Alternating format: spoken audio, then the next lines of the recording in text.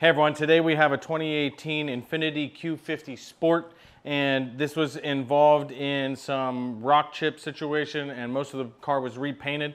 We're gonna fix some sanding and rotary polisher marks in some of the larger surfaces. You'll see that. We got a separate video on that later.